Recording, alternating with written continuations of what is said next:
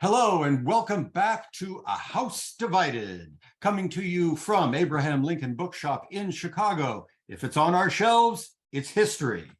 My name is Bjorn Skaptason, and I will be your host for today's event, today's live streamed book signing event. Quite often the publishers like to call these virtual events. I've stopped enjoying calling these virtual events. I think they're actual events. I see a picture of our author in front of us, but actually we are actually here talking about his book. So with that, I will welcome our author to today's A House Divided program, Jan Jacobi. Welcome to A House Divided. Well, thank you, Bjorn. You were so kind, and Dan was kind to have me on when we did Young Lincoln 3 years ago. And now we're back with Lincoln and Springfield. I've been looking forward to this book. First of all, let me tell everybody at home who we are talking to today. Jan Jacobi has served as a middle school head, and he's taught English at 3 schools for more than 40 years. Congratulations. Jan is currently teaching humanities at the St. Michael's School of Clayton. Young Lincoln, his first book, I'm going to go ahead and show that to you right now. Young Lincoln from what, 2018? Is that 2018? Yeah. Young Lincoln is the winner of 2 awards. It did win the Nautilus Award. Congratulations. And Jan's mission is to give young adult readers a human portrait of Abraham Lincoln. So today's featured book is Lincoln in Springfield. Comes to us from Reedy Press, published in 2021. 280 pages. This is the first edition. It is a paperback book, and it costs $18. If you order it from us, you can get a signed copy because Jan is so generously signed Abraham Lincoln Bookshop custom book plates. And Jan, we need to talk about the book first. Yes. Let's book collectors need a nice title page to sign on, right?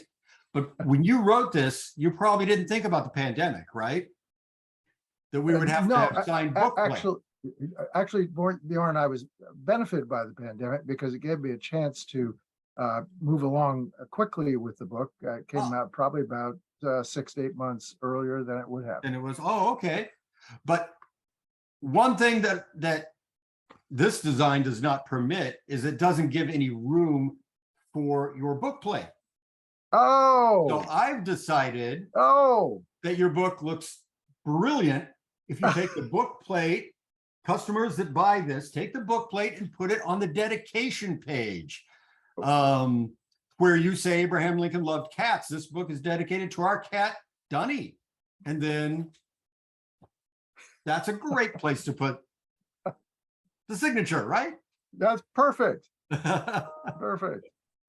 All right, let's jump into these two fine books, and let's also spend some time in the next hour talking about how we tell the story of the life and presidency of Abraham Lincoln for young adult readers. It's right. Because that really is one of the unique perspectives that Jan brings to his books that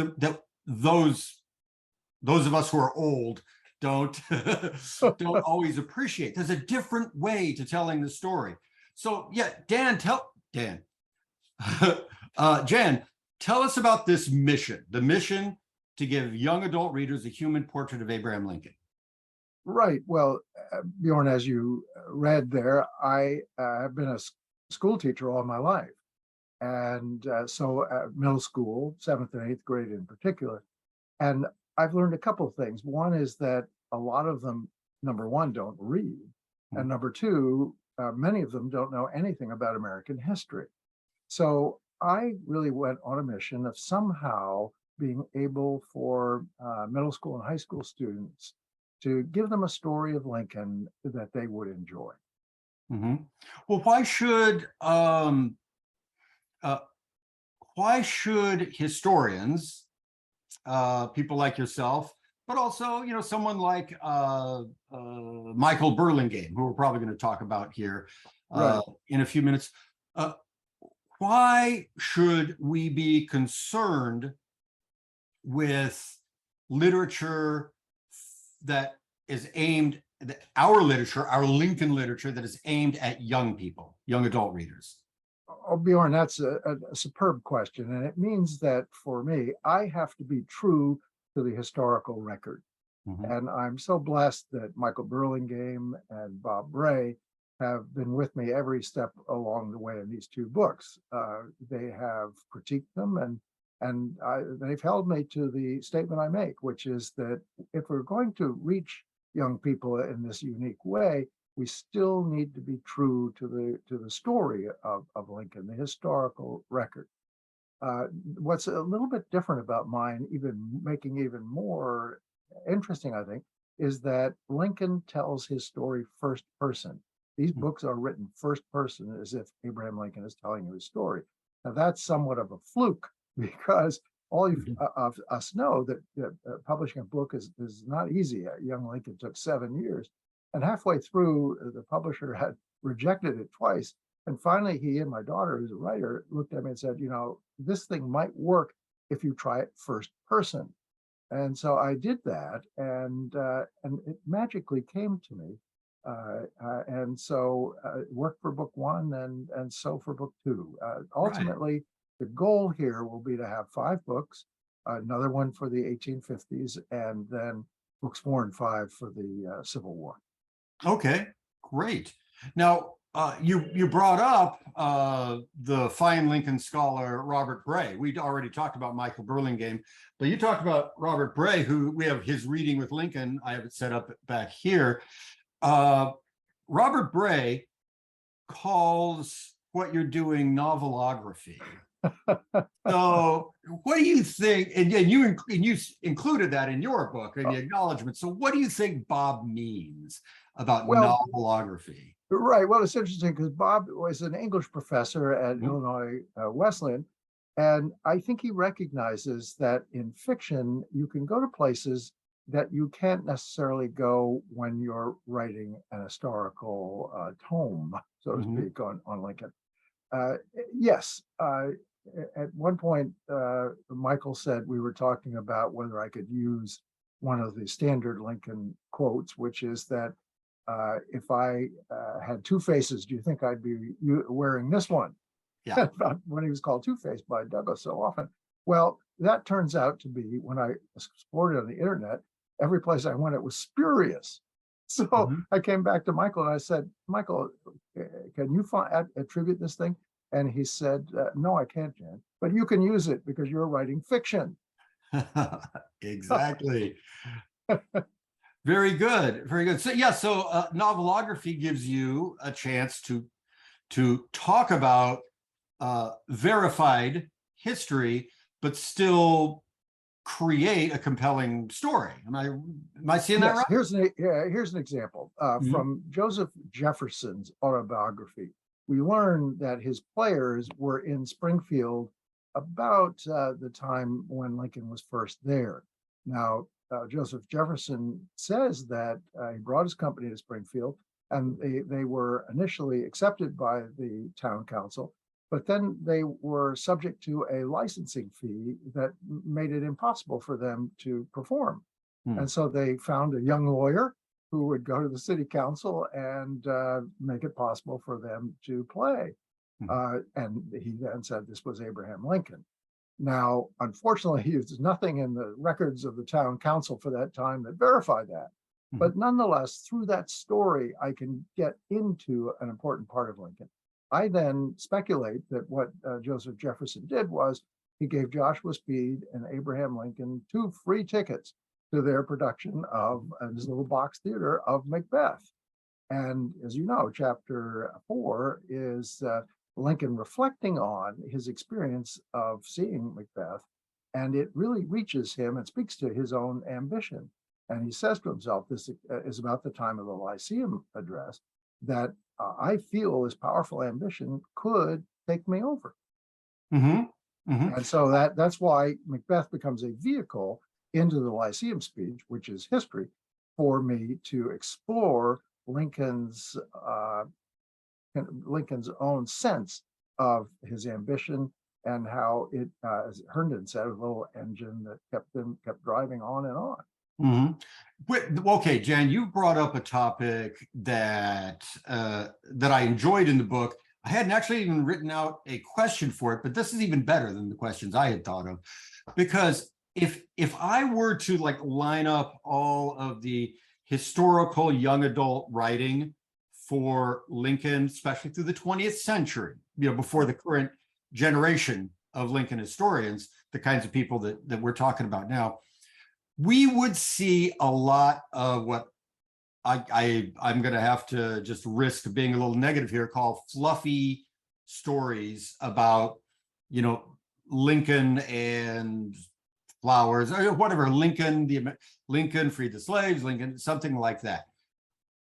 Your books, and this is a great example, both of these books, the Lincoln whose voice is narrating this seems very comfortable with self-criticism and self-reflection, and certainly some dark themes come right on out. Even though we are writing for young people, it's almost like you're writing for young people, but you're going to treat them with the respect you would an adult reader. And here's where you have him talk about Macbeth. And they sit and they talk about Macbeth, and Macbeth slaughters all these people, and Speed has one opinion, and Lincoln starts to think, would I do that? Would I do that with my ambition? Well, and remember that in the Lyceum address, there is that passage where he says someone could emerge who was a Napoleon or a Caesar, and I actually threw in Macbeth there in that one. And there's this question among historians as to whom Lincoln is referring. And some people think Douglas, but I'd say about 2/3, 3/4 of them think that that's Lincoln himself he's referring to there. And so so you see, you work with the historical, and then you speculate what could have happened with a Shakespearean performance that might have had him also feel that way. The one thing I know is that at that time, there were, James Cornelius says, there were traveling players who did come to the provinces, and they did scenes from these plays. It probably would have been scenes from Macbeth, but nonetheless, it would have, I think, sent shivers down it. Yeah.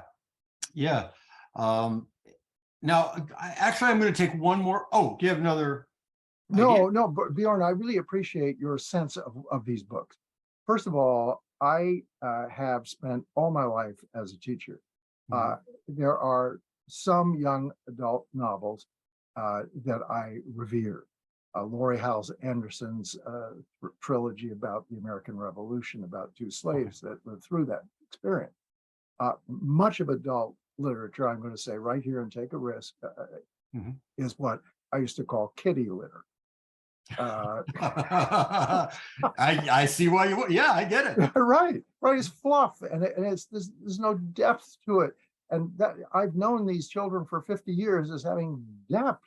They can be depressed, they can be anxious, they can be worried, but they can also be silly, goofy, love Lincoln stories, all those kinds of things. And I really felt, and I still feel, that Lincoln is a human being who with so many layers to him that they can learn about and love and get to know, and that's the whole point. Yeah, and we were lucky. When we talked about young Lincoln a few years ago, right? We were actually doing this thing we were doing in person, right? You came to the studio, you probably remember that. Right. And that program was something at the time we called Author's Voice, which had other types of programs. And we had Betsy Bird hosting our Kidlit program, and she's a Caldecott juror.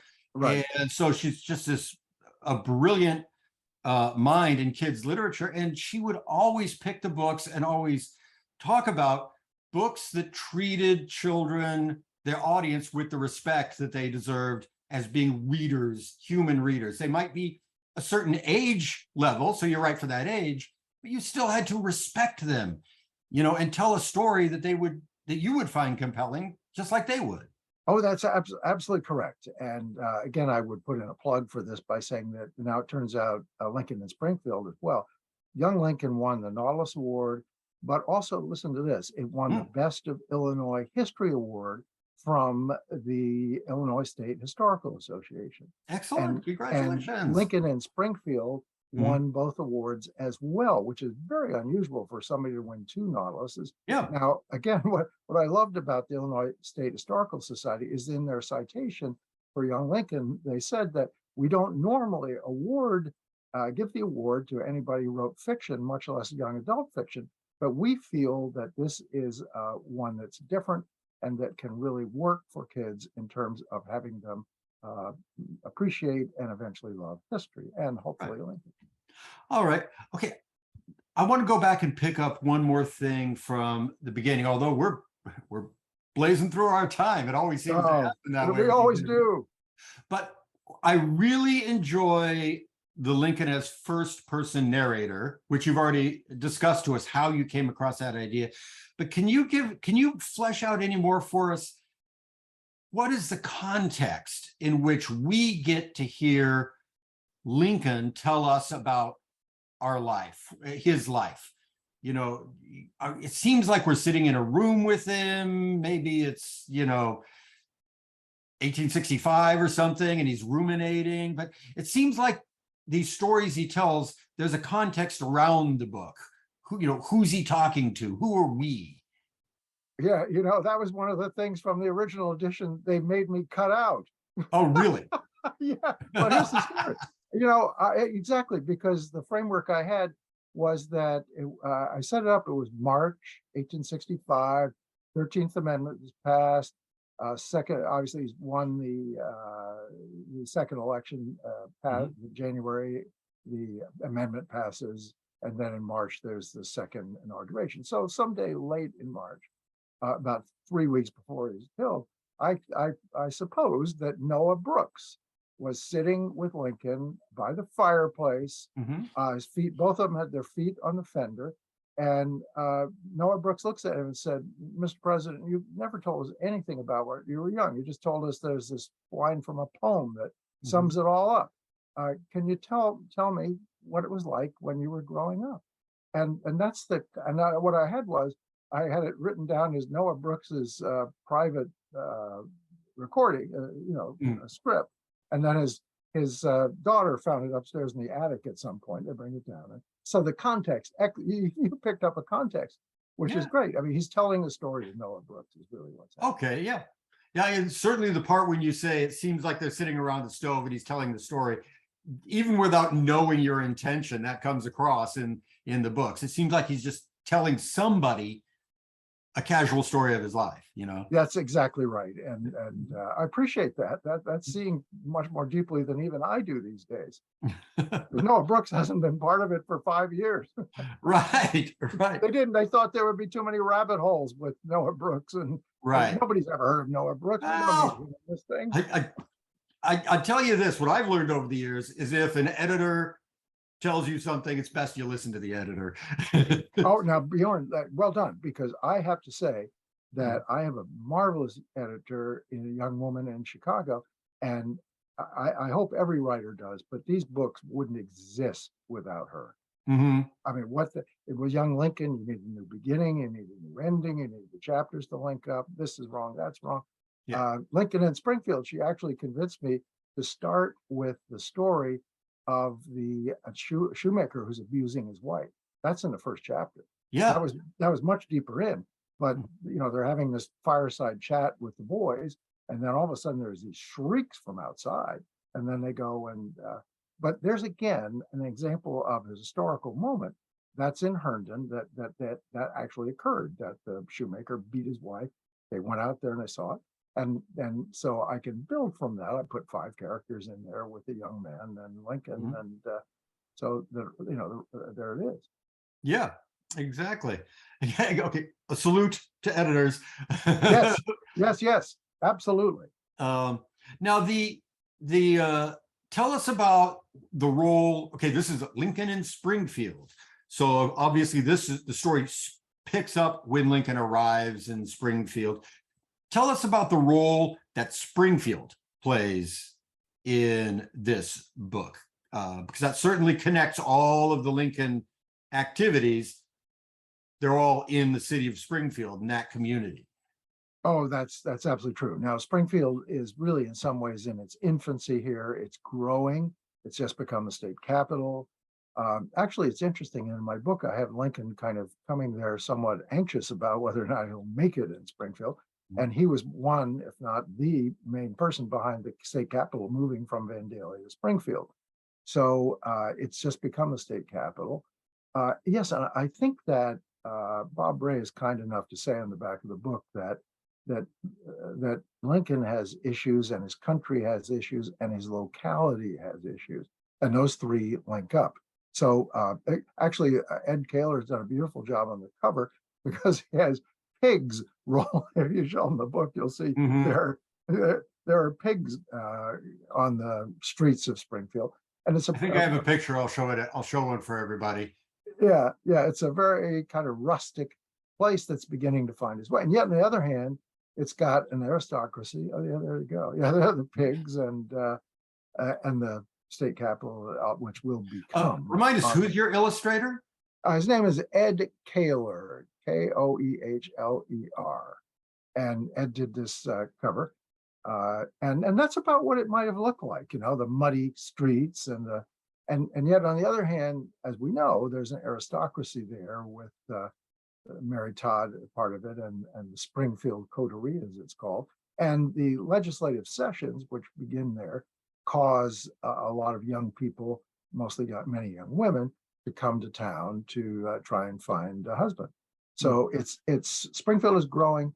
Lincoln is just tipping his toes into the water of law and furthering his politics as well. And his growth will be what Springfield's growth is too.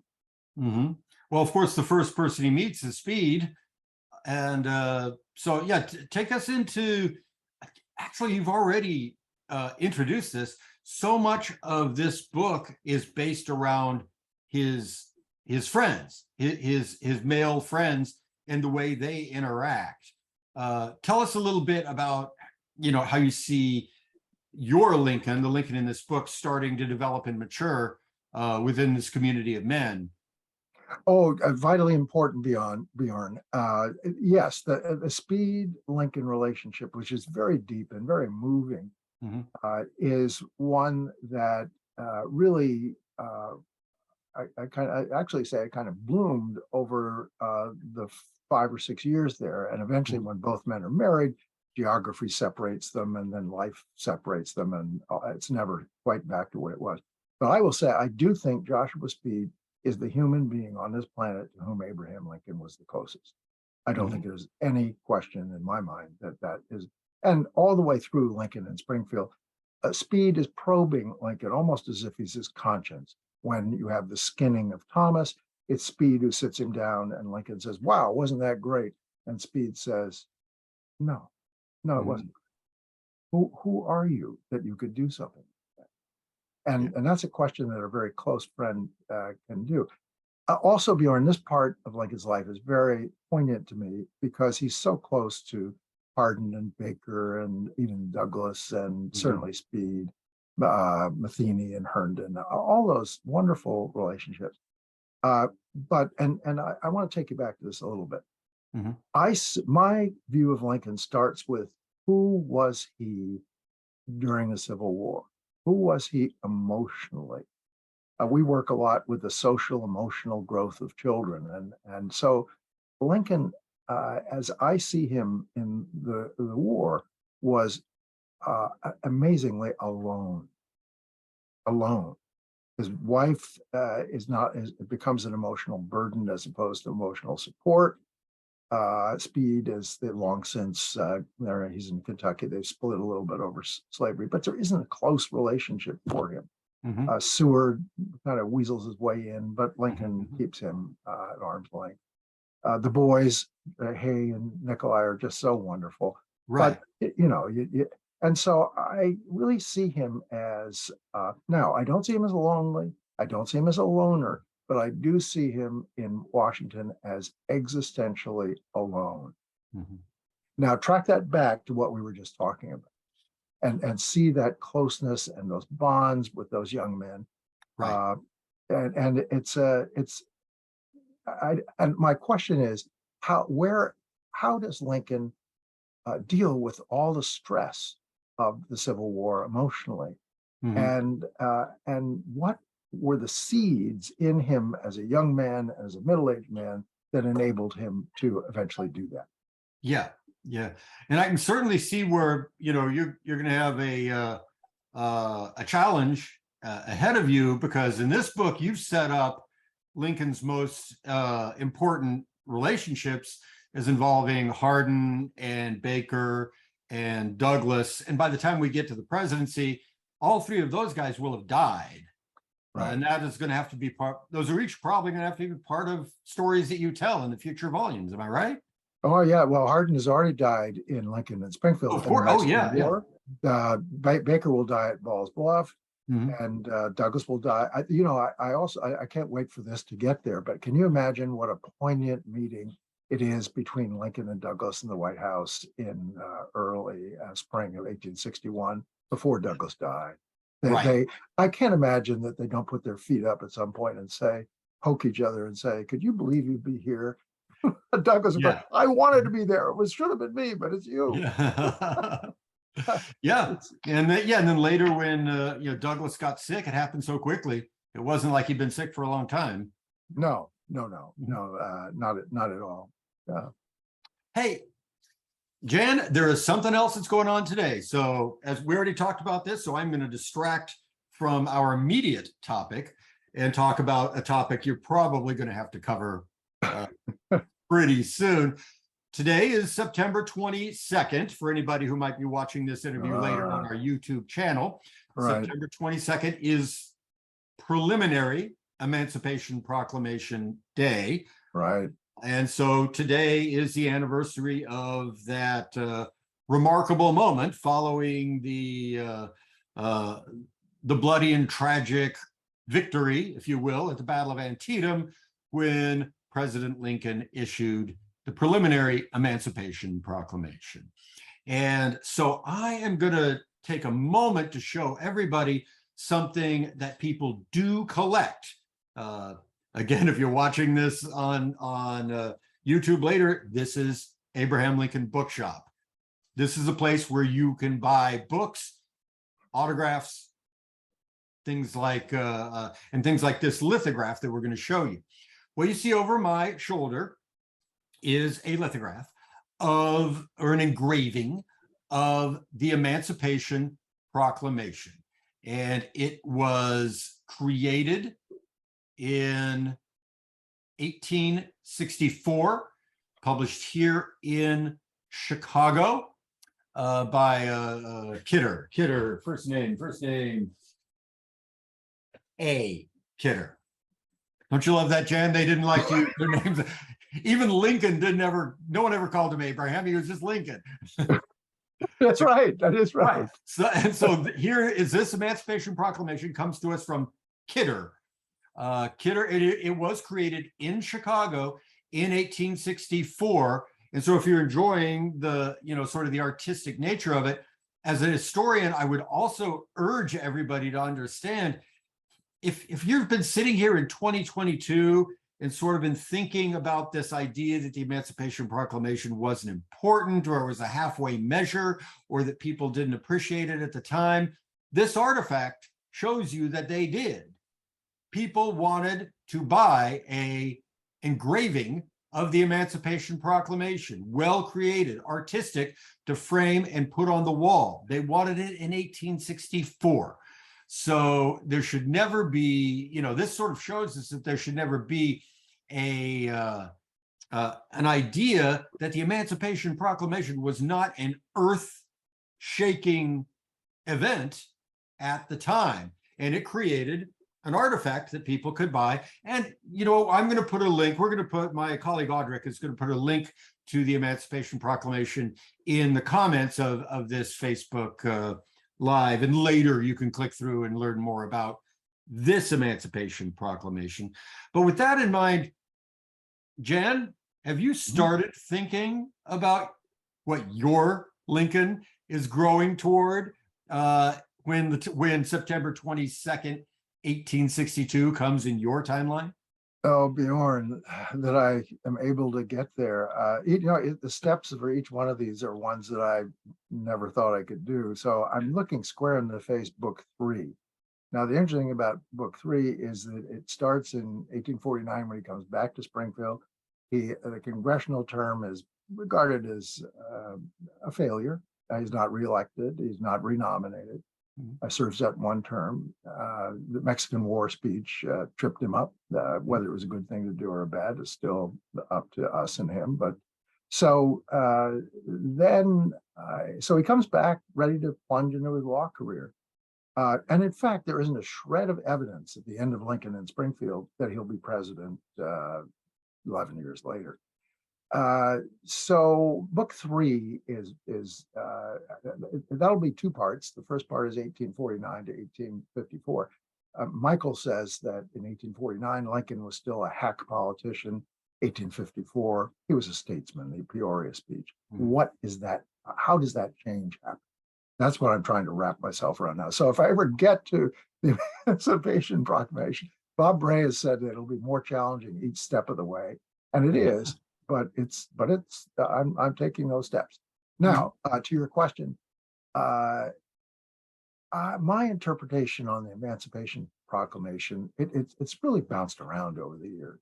I've read people who say it didn't free a single slave, to people, Alan Guelzo, Eric Foner, others who, of course, tell us that it was a huge step. I think the thing about it now that speaks poignantly to me, given, by the way, what I talked earlier, the context of Lincoln being alone, at least existentially in the war, he does this Emancipation Proclamation himself. It's one thing he does. That Lincoln's leadership is totally collaborative, but for that's one thing. I mean, he writes it himself in the telegraph office. He reads it, to Wells and somebody in the carriage. And then when he reads it to the cabinet, he says essentially, well, he says, no changes, boys. Yeah. And this is a new Lincoln for them. And Seward finally is coward and he says, well, maybe we might wait for a victory. But it is a leadership moment that comes from Lincoln's heart. And of course, he did say when he signed it that this will be why I remember. Yeah. So he knew. It was, by the way, the discussion has really been percolating lately in Lincoln studies about colonization. And I saw in Michael Burlingame's Black Man's President that he takes colonization on there, and he really sees Lincoln doing a bit of a deflection with it. And by the way, again, in 1863, there's no guarantee that the Union or the North is going to say, wow, an Emancipation Proclamation, the most wonderful thing we've ever seen. No. And that's Lincoln's political genius, is that if you really look at that one carefully, it's so many carefully calculated steps to get to the Emancipation Proclamation. It's just genius. Yeah, it really is. And I don't have a copy of it to show right now, but while I want, no matter what you buy these books, but you also want a great book that contextualizes the Emancipation Proclamation. I love Burris Carnahan's An Act of Justice, because that really tells the story of not just Lincoln's Emancipation Proclamation, but what an Emancipation Proclamation is, because this certainly wasn't the only one that's ever been done in the human history. Freeing the other guy's slaves in a war is a centuries old tool. So Burris Carnahan is certainly one of the great thinkers on the Emancipation Proclamation. Hey, let's move back to these books, Jan. Okay. But thank you very much for taking this excursion with me into the Emancipation Proclamation. No, Bjorn, it gave me the chance to talk to you and to people out there about the next steps in this journey. I will tell you a quick one, is that I was signing books at the Lincoln home, and there was a little boy. This was back when young Lincoln was first there, and he says, "Oh, will there be a sequel?" And I said, "Many." So Let me he see. said, "Oh, it'll be the Harry Potter of Abraham Lincoln." I would stick with that. I would put that on. I would put that on the masthead from It's here the on out. economy, stupid. All right, the Harry Yeah. Potter. Yes. All right, let's jump back into Lincoln and Springfield. And one of the things that has to be a central point in Lincoln's life in Springfield is his relationship with Mary. So he's going to meet Mary. And how does his relationship with Mary evolve in this book? And we're certainly going to be seeing the episodes of their breakup, the saber duel, and the trip to see the Todds in Lexington. Right.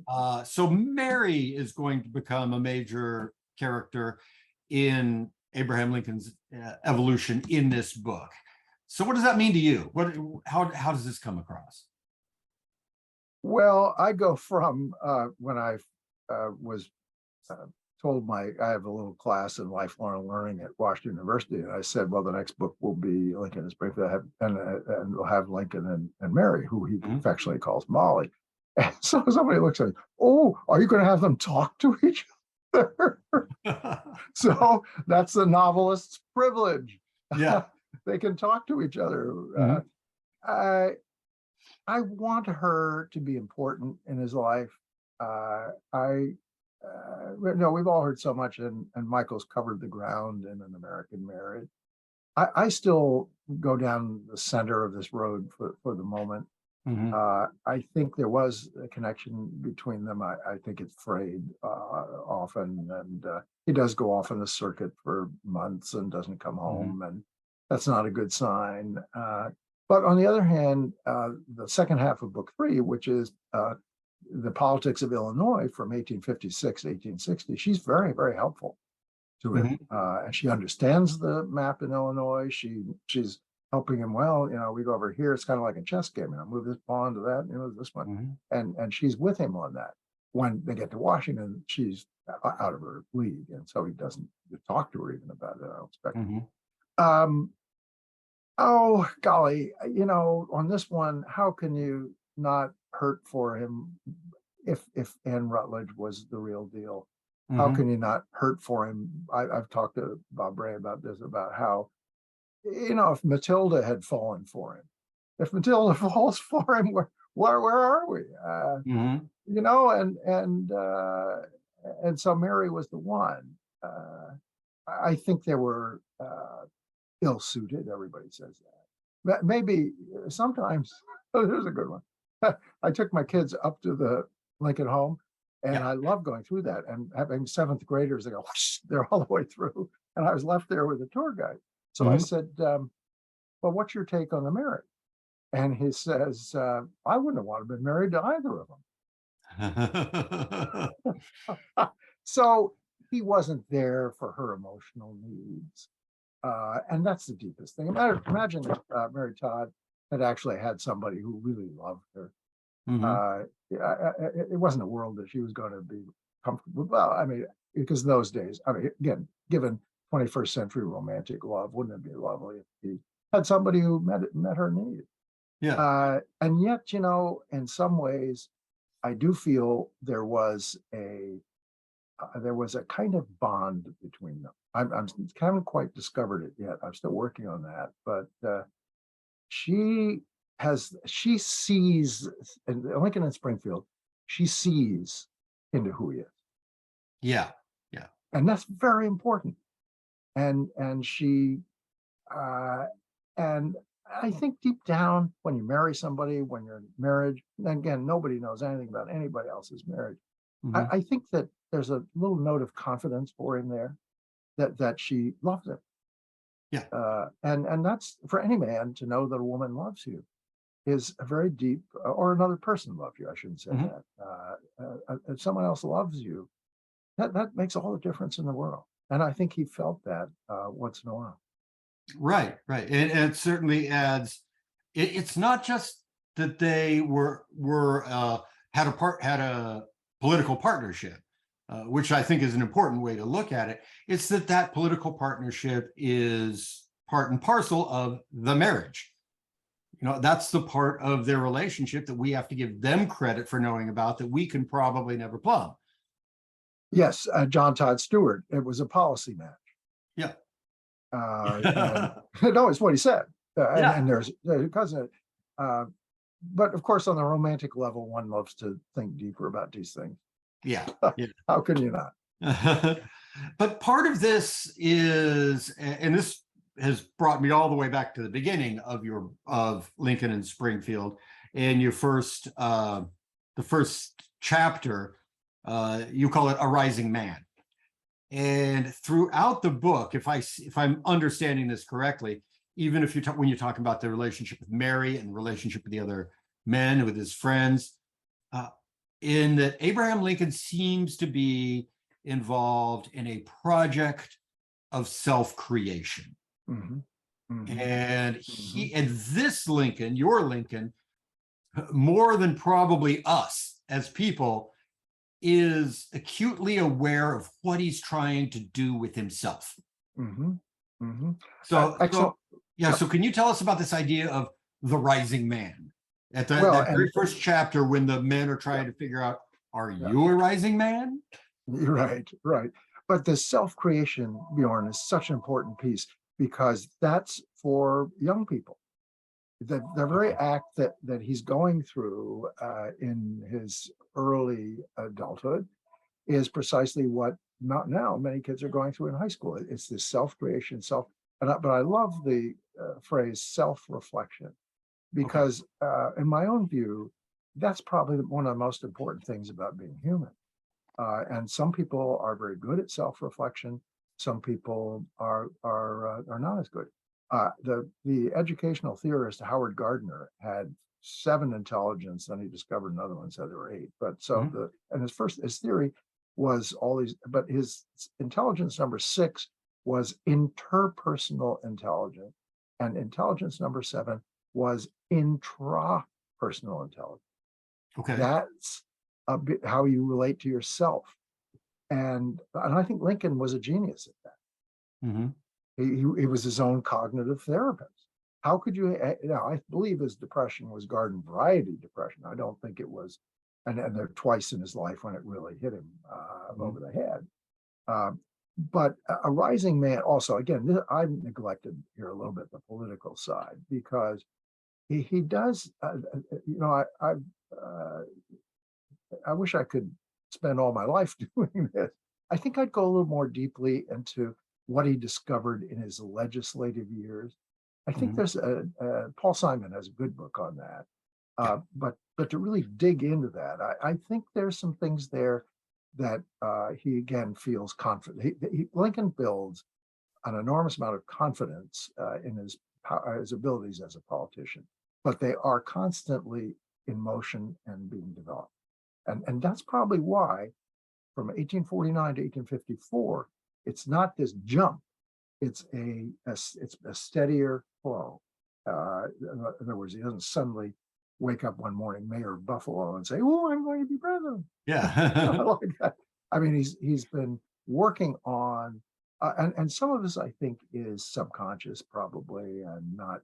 He's not out walking every day and saying, "Oh, this or that." I mean, he reflects on his experience, and he gains so much from funneling it, recursively playing it to himself, and saying, "Well, this I did well, and this I needed to improve." Mm-hmm. Mm-hmm. Hey, I want to shout out to our viewers who are watching, and remind you, if you want to ask a question for Jan Jacobi, you can do that by leaving it in the comments section of this live stream. But Jan, we do have some friends watching, and I want to give a shout out to some of them. Mark Poland is watching from Evanston. He said, "Hi all." I don't know if you know Mark. He's a fine scholar. Oh, Mark's wonderful. Mark Poland. Yeah, fine Lincoln scholar. Yeah. Michael Hardy, another good writer, is up there in Macon, Michigan. Wonderful. And David Wiegers, who's got a great book here. Either David, you'll have to tell us about your writing, but David is a real expert on Lincoln statuary. Okay. And we do have a comment from John Willen. And he reminds us that unfortunately Buzz Carnahan recently passed away. We lost him recently, but again, I would remind anybody that he possibly the best analytical evaluation of the Emancipation Proclamation would be Buzz Carnahan's Act of Justice. So if anybody else has any other questions for Jan or comments, nice comments, put them right on in there, and we'll look at them again when we get closer to the end of the talk. Yeah. No, if anybody wants to sort of poke me on some of this, please do. Yeah. Now, another aspect that you've already brought up, and again, I think it's important for this kind of book, is that you're going to have to wrestle with Lincoln's melancholy, with Lincoln's depression. And you brought it up before, but let's take a step back and drill down on that one again. Again, within the context of who you're writing for. For what you're trying to do, Jan, what good does it do? What good can you do by drilling down and looking at these episodes of melancholy? Bjorn, the statistics on young people now, it was going exponential during COVID, but young people who have been anxious or depressed, and both, it's a large part of the population in schools now. And when I talked about the socio-emotional, that's a huge piece in running a school these days. What are you doing for these needs that these children have? I think that you can read to learn that someone like Lincoln dealt with moments of serious depression and feelings of depression throughout his life. And that's again that question of how does he survive all this in the first place, much less being depressed on many occasions.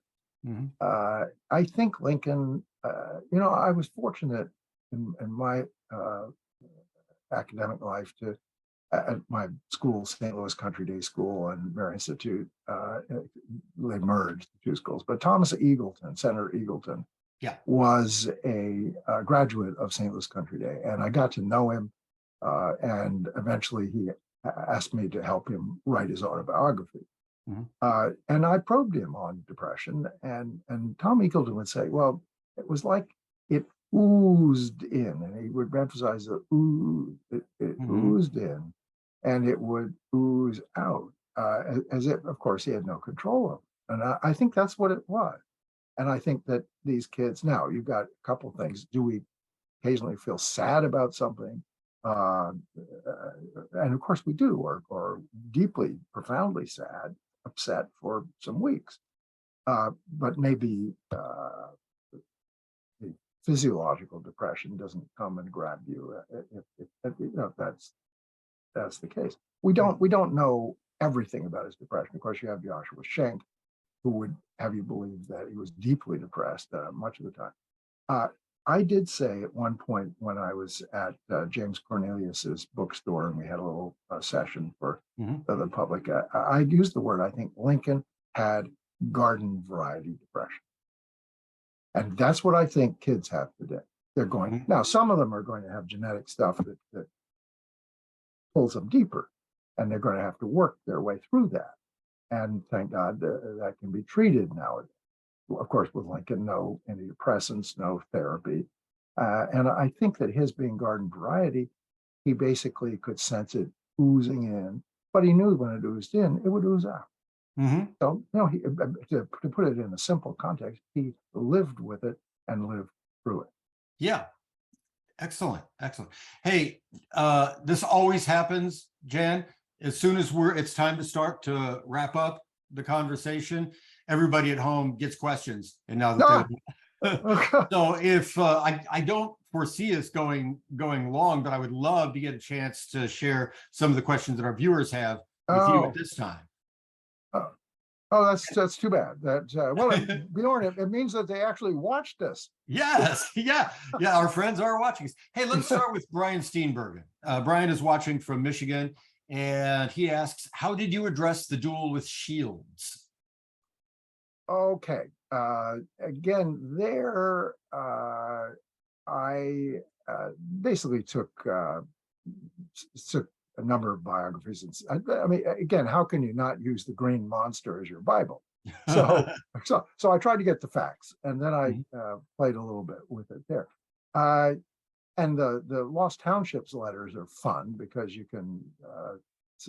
Again, the ultimate insult was that Shields portrayed himself as a ladies' man, Mhm. that upset him majorly. And uh, it no, actually took place, no doubt about it. I Yeah. do think that the one moment from it which I loved was that Lincoln chooses he goes to Bledsoe for advice, and Bledsoe says, "Oh, take cavalry broadswords." I mean, that's a Mhm. so. In fact, when they're at Bloody Island and they're all ready to go, Lincoln practices by slashing some tree branches. and, and all of a sudden, Shields, the Harden comes and somebody else, and the two sort of rescuers come, and they Shields for some reason miraculously backs down. so, Yeah. so I played up the slashing of trees, but Yeah. it's a great story, and I Good. had fun with it. Now, also, okay, so Mark Poland wants to has a question for you. We were greeted him a moment ago. So Mark says, Jan, can you speak about how your books are used or could be used in classes? I can imagine all kinds of curricular objectives that they would meet or exceed. Well, thank you, Mark, for that question and observation. And I have been starting to travel the school circuit, and it's just wonderful. But actually, we're working on that. That's the next step for us. For me, my goodness, every heart and soul moment goes into writing these things, Mhm. much less a curriculum. But I have a sidekick who is interested in doing the curricular aspects of this, and I think that we'll put this together as we go. Uh, yeah, I love going to schools. I've done some Zoom things. Once again, I get the most wonderful response. Sometimes somebody from outside the school. I mean, kids talk about their lives, and they Mhm. ask questions about Lincoln, and they're really intrigued with who he was, and it affects their own life. Mhm. All right. All right. Well, uh, thank you very much, Mark and Brian. And we're getting pretty close to the end of our time. So, but for the last thing, though, I want you to comment on, Jan, is that one thing I've noticed is if you look at this book board over my shoulder, that is volume 3 of Sidney Blumenthal's No, projected 5-volume no, what do you know? biography of the life of Abraham Lincoln. So you and Blumenthal seem to be pretty much in parallel lanes at this point, working your way toward a 5-volume Lincoln. So for those who are watching this program, what can we expect next from Jan Jacobi's 5-volume Lincoln? Well, it's volume 3. I have a Mhm. preliminary title, which is The Transformation of Lincoln. It's 1849 to 1860. Uh, I hope to be able to give myself an 80th birthday present, which is in about 3 years, Mhm. of the completed manuscript. And Mhm. then it takes another 6 months. So it'll be about 3 years. Uh, and pray for me. Sure. Because that it's a daunting task, Yeah. and yet, as I and we got a wedding on Saturday. When I've been caught up with wedding for 6 months, but I'll be Mhm. back on my horse, I think, in about a week, and I'm beginning to get a sense of him. Uh, but this is a deep one, at the same time, Bjorn, I'm so blessed with saying that. Look, I'm writing this for high school students. Mhm. Okay. That's where I don't want to write anything so august that it's not tied into young adults as they begin and continue their own journeys. In fact, there are kids who have grown up with this series. Yeah. It's absolutely right. Young Lincoln into Lincoln and Springfield. And it'll probably take another 5, 6 years to get the whole thing done. And so by that time, my little eighth graders will be on graduating from college. And so it's it'll be the third book, Transformation of Lincoln. First 150 pages. I've got to move from coming back to Springfield to the Peoria address. And then part two, I have to move from Kansas, Nebraska to the election. The moment I'm waiting for is that after he's elected, Isaac Cogdall sort of wends his way down to the governor's room in the old state capitol. Yeah. And Lincoln says, Ike, let these others get out of here. And he does. And then Lincoln has that kind of end the book, his session. Oh, of course, I want to end with the farewell address to Springfield. Yeah. It's nothing better. But Cogdall and Lincoln there putting their feet up, thinking about stuff. I'm working to get there. Excellent. I'm looking forward to seeing you get there. And again, I might remind you, as a bookseller, maybe rather than attaching this to the Blumenthal set, which would make me happy, let's go back to that first idea you had of this being the Harry Potter. Yeah, that's good. That's good. No, then that makes me not take myself serious. Exactly. But hey, because that's the key. Abe didn't take himself so seriously. Bob Bray, the wonderful Abraham Lincoln, when he was president, he hung his ego at the door. And that's the kind of person that I think that we love. Exactly. Well, thank you very much, Jan. I'm going to very quickly, for the folks at home, tell them what's coming up on A House Divided. On October 6th at 3:30 Central Time, we will have William Stiple here with his new biography, General Philip Kearny, A Very God of War. Let me show everybody that one and compare it to an excellent and huge monumental biography of General Phil Kearny, one of the most interesting guys of the Civil War. And then on the 24th of October, John Meacham will be here here he is with his book board right there. John will be back, and There Was Light, Abraham Lincoln and the American Struggle. Wonderful. So you're going to be able to pre-order signed copies, signed first editions of And There Was Light very soon here, maybe now. The books have not arrived yet. I don't think the publisher is going to let us send it out, but October 24th, 3:30 in the afternoon, you're going to have a chance to meet John Meacham right here in the seat that is currently occupied by Jan Jacobi on A House Divided. So any last words, Jan, before we head out? No, Bjorn, this is a treat for me. It always is. You're a wonderful interviewer. You poke every place where it should be. And I love your observations about this book and about my work.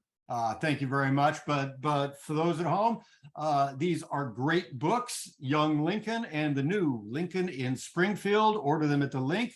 And we're going to sign off now. So we will see all of you next time on A House Divided.